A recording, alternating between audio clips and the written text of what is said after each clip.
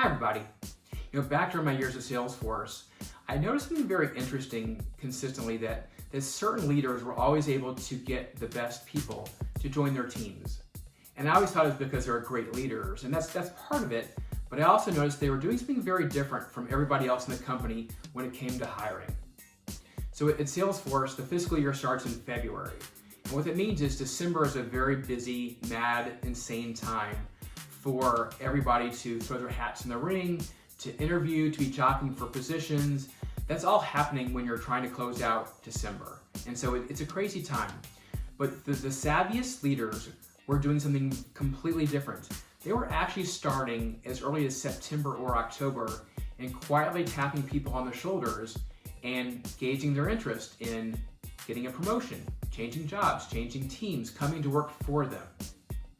And as a result, they avoided all that December madness when everybody else was trying to fight for people. They'd already done that. They'd actually had a short list of people they wanted for all their top jobs, and even had a short list of those to backfill those people when they got promoted into those top jobs.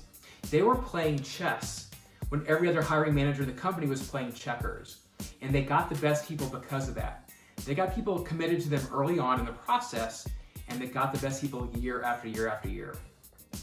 And the data actually shows that's the smarter way to go. I was speaking last week with some folks from LinkedIn, and they were telling me, not surprisingly, that January is the biggest month for job starts, followed by June and August.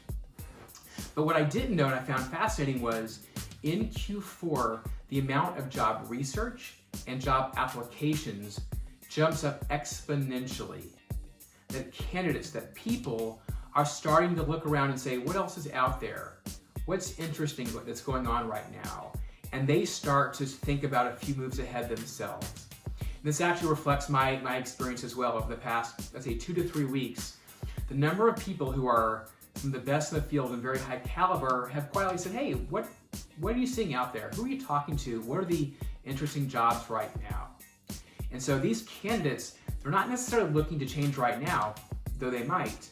They're just starting to consider what else is out there. And what I can tell you is these people will be gobbled up.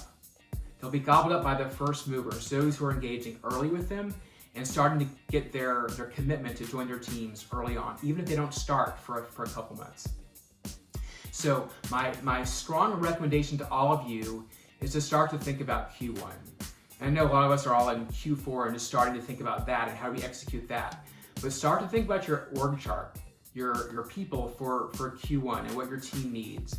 And specifically, what is the profile of the people you need on your team?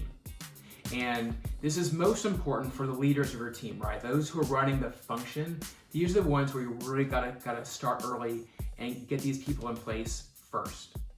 And start this now because this is the time when they're starting to poke their heads out and engage interest. And so whether they come from inside your organization or from outside your organization, this is the window now.